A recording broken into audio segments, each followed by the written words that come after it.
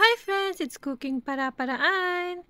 Magluluto po tayo ngayon ng karage, yung fried chicken dito sa Japan. Meron po ako dito naka-deep roast na chicken. Lalagyan ko lang yan ng ginger paste, garlic paste, at soy sauce.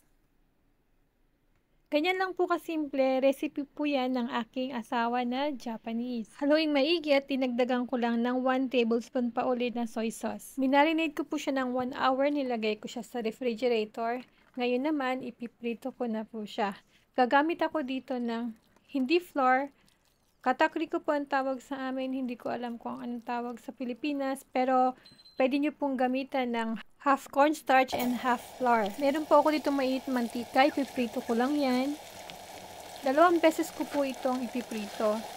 Yung una, mga 2 minutes. After ng 2 minutes, papahingahin ko lang siya or palalamigin ng konti.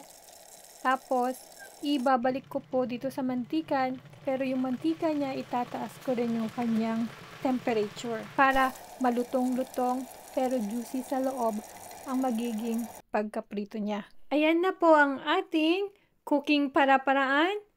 Japanese fried chicken or karage din yan. Thanks for watching!